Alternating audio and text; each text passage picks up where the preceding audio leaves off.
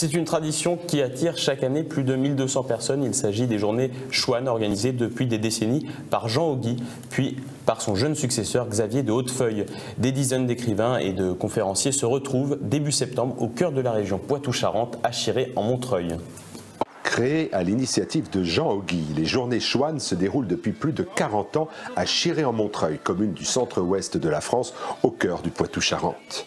Chaque année, fin août ou début septembre, cette manifestation, organisée par les éditions de Chiré et la diffusion de la pensée française, accueille plus d'1 millier de personnes sur 2 jours, autour de 70 écrivains et d'une vingtaine d'exposants.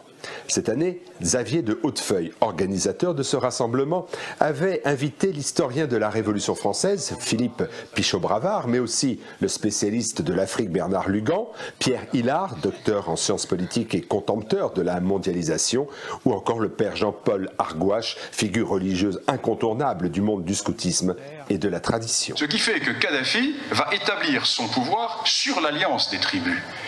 Patatrac, BHL et Sarkozy vont intervenir là au milieu. Dans cette mosaïque, dans cette marqueterie d'alliance tribale que seul un homme comme Lyautey aurait pu régler, voilà que des gueux totalement incompétents se précipitent au nom d'une cause qui paraît tout à fait insolite et vont totalement faire sauter ces alliances tribales. Voilà l'origine de la crise de la Libye.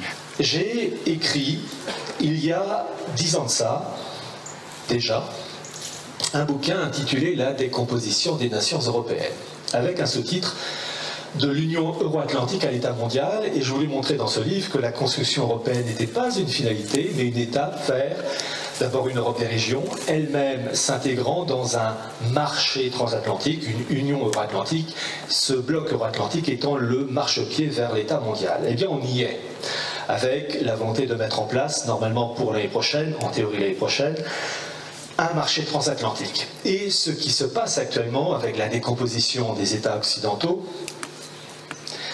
plus la volonté de créer des régions en France passant de 22 à 13, rentre dans cette finalité de ce marché transatlantique. On a cette patrie charnelle qui est le corps de Dieu, et alors on est projeté vers le ciel qui est notre patrie céleste, où on doit se retrouver dans ce camp du repos et de la joie où Dieu a dressé sa tente et la nôtre pour toute l'éternité, dit la prière scout. À peine les portes des journées Chouane fermées sur un beau succès, que l'organisateur de cette manifestation évoque l'avenir avec de nouveaux rendez-vous pour les Français attachés à l'esprit de la chouannerie ou plus généralement à de sympathiques moments d'amitié française. Nous reconduisons l'année prochaine les journées Chouane, comme tous les ans, donc les 45e journées Chouane, et nous préparons les 50 ans de notre maison d'édition pour 2016, qui sera donc un moment très très fort de notre maison d'édition. Un reportage de TV Liberté en collaboration avec Jacques Souly et Raphaël Marie-Blanc. Et voilà, c'est la fin de ce journal. Merci de l'avoir suivi. Retrouvez-nous demain mercredi à 19 h pour notre prochaine édition.